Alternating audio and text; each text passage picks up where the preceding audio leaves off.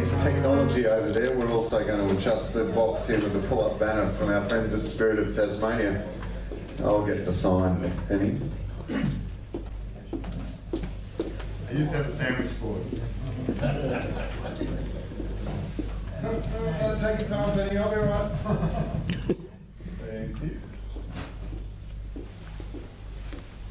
So when Sir Richard Branson held a wealth conference on his island, there was only about one of us in the room that was there. And those of us who embrace new technologies and bust open the paradigms, whether they're utopian or not, are certainly going to do well. So EV renewables and stationary batteries, we get to welcome a man who's got international experience in playing football, and he's put the same determination into his company. Please welcome Rob Manson from I1 Energy.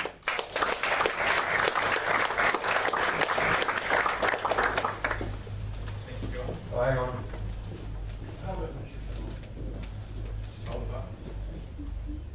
Use this one. This one's charged. Yeah, I've got to go and put this one on the charge. How ironic. Battery charging issue. Welcome to Devonport, everybody. What a great place. Electric vehicles, sun shining, mini golf. Did anyone mention mini golf? I'm Rob Manson. I've been driving a Tesla Model S for over 2.5 years, 42,000 Ks on it. In love with the technology, it's awesome. And lucky enough to also be engaged with that company in installing their batteries very successfully. And I've been able to do the factory to see the technology actually being put together. So I feel very fortunate to be in this space and amongst all of us early adopters and leaders, in my view. Battery on wheels. You know, the picture up there says it all. Everybody can see a Tesla and all those batteries on wheels. I installed stationary batteries, and very quickly I thought, well, hold on, what's the biggest battery I've ever got my hands on in my business? And I drive it every day. You know, we've got 13.5 kilowatt hour Tesla Powerwalls, we've got 10 kilowatt hour LG batteries, with a whole heap of different products coming onto the market. But the biggest one for a long, long time is going to be what's in these cars, including the new Nissan Leaf and the BMWs. So as Paul alluded to, it's a looming issue for the network, how they're going to cope with this. But as a business owner, whenever I see a problem in my business, I can sniff an opportunity, and I think that's what the network needs to do. And not just TAS networks, but networks worldwide, because I'm not letting any secrets out of the bag. I think we all understand what the adoption of EVs is going to be. It's going to happen rapidly, and it's going to be overwhelming. Paul and his network are, they're facing the obstacles of stagnant demand. They've got these, as you saw from his negative graphs, solar when he doesn't want it. But they do have this great opportunity to engage with the customers and trying to help even out these problems by engaging with these customers. And new services need to come on board.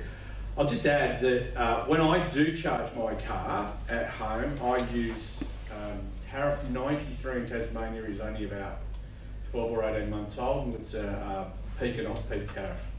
So for the cost of about $14, I can fully charge my 85 kilowatt hour battery. And Paul's probably still not liking it because it is a 7 kilowatt charger and to other loads. It's probably not ideal, but it's a reality. What I'm very interested in is the ability to discharge that battery, and there's been some trials that are actually happening now in Europe, which have been very successful, and they're incentivising EV owners to discharge their batteries into the grid at appropriate times. And that's a massive opportunity, and I know it's going to work, but there's a long way to go down that road before we can get it right. So you'll start to hear terms vehicle to grid, and there's V1G, and then I'll start to talk about V2G. So, as we know, electrons flow both ways, except if you talk to Aurora and their billing system. We do have the ability to push the power into the battery and pull it back out again at appropriate times. One of the biggest challenges for any network is going to be engaging the customer to do it. Not everybody is, got the propeller hat on like most of us have and understand those graphs that Paul put up, because that's where the underlying message is of how big a problem this potentially is. We need to engage with the public, and the way to do that is to make it sexy and to give them a killer app. Without engagement from people on the ground, from the residential customers, it's going to be very hard for them to help us along the way. And as EV pioneers and people pushing for more electric vehicles out on the roads, we're going to need to engage non-electric vehicle owners as well to talk about changing habits.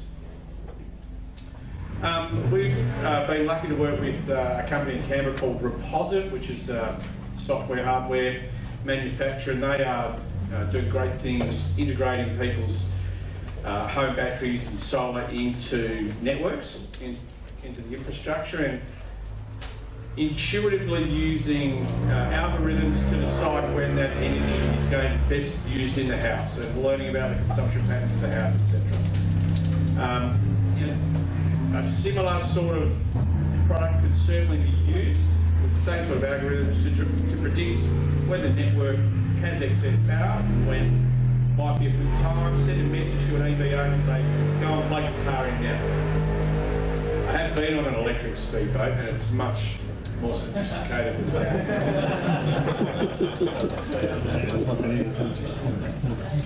that. Currently we're involved with in an arena-funded trial down on Bruny Island where we've been a part of putting solar and batteries onto South Bruny Island.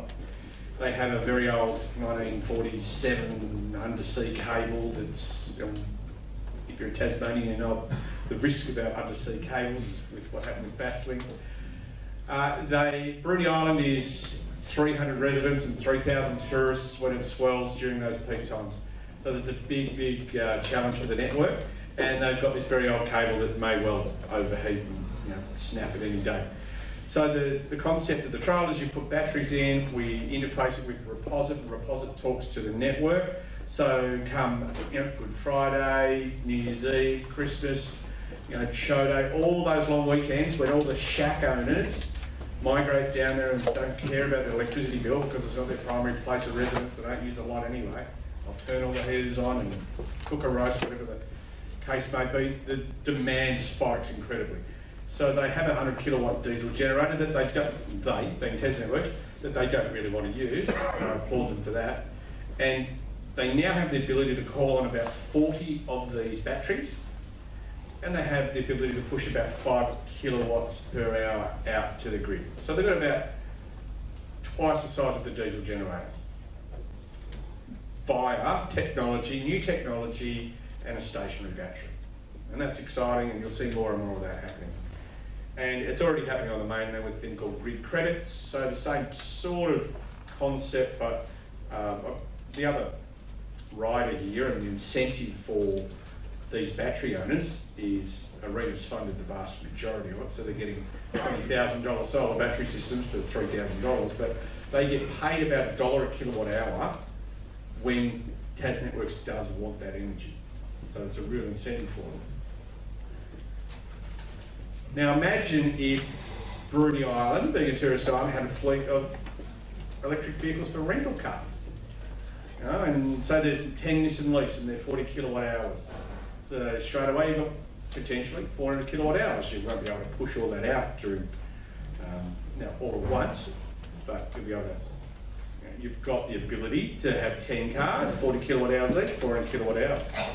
Take it a step further, imagine if I've been spending a lot of time on Bruny, which is why you're going to hear me hypothesise about the place. It's beautiful, it's great, but I can see that there's a lot more room for improvement down there. What if the school bus was electric? Now, thinking about Verde Island's problem being peak times, holiday seasons, so the school bus isn't being used. So why not make the school bus electric? Does a great community service, they're not burning diesel, then they've got this massive big battery that they can potentially tap into during these peak times. Add in some more local resident electric vehicles and more batteries, you're looking at a megawatt of potential on this little island in a very short space of time with not a great deal of outward cost to the network, but you've created this issue or this problem where how and where are you going to charge and discharge these electric vehicles? So it's going to require investment, and that's a big challenge, and that's going to take leadership from politicians and policymakers, and I think that's part of the reason we're all in here and motivated about what's happening, because we can see that someone's going to have to point them in the right direction. And I think it's a natural fit as well for the networks and the utilities to own all this EV infrastructure. They are used to building big infrastructure. They are used to, in some cases, billing a client for it, but they now understanding the flow of electricity both ways. They have a great deal of recent history in spending billions of dollars on infrastructure in our country. And I think they need to really look seriously at being the ones that pick the ball up and run with this. Because clearly they have a lot to gain as well, as some of Paul's earlier slides showed you. They've got these challenges, so they can own a lot more infrastructure and encourage people to, solar arbitrage and put their own solar into their battery and then get rewarded for it when they discharge that battery later on. It's going to be a win-win. And look away, Paul. This is the Northern Australian. Yeah, exactly. Paul and I had some long conversations about gold plating of the network, okay? But if some of those rules that were applied, I won't go into all of that now, but if some of those rules were applied, so in other words, if the network's got some incentive to start to build some of this infrastructure, it will happen. Otherwise, it's going to be up to us, basically, the people in the room, the progressive ones with renewable energy and electric vehicles. We're going to have to build it ourselves, and I know there's a lot of people in this room, particularly here in Tassie, who are looking at doing that because we can't see any other way of doing it. Just on that point, did a bit of research. There's $1.2 billion of planned EV infrastructure from utilities in America, utility owned. So they're starting to get it, and I'm sure the Europeans are as well. That's pretty much it from me. Thank you, and I'm happy to be here. And yeah, let's play some mini golf.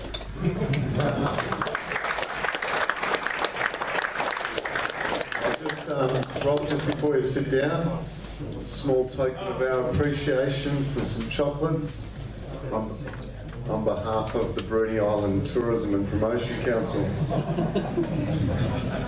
How was it with Richard Branson? Was it good? Oh, yeah. Yeah?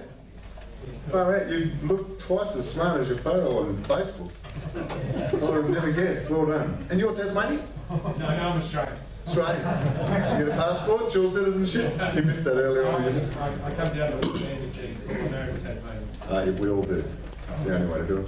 Who did you play rugby for? Tasmania. Tasmania? So before that, I played in New South Wales. And I played, my international rugby career is totally based on being over 35 and playing gold nollies around the world and getting lots of beer and sport. Tough job someone's got to do it. No wonder you're into mini golf.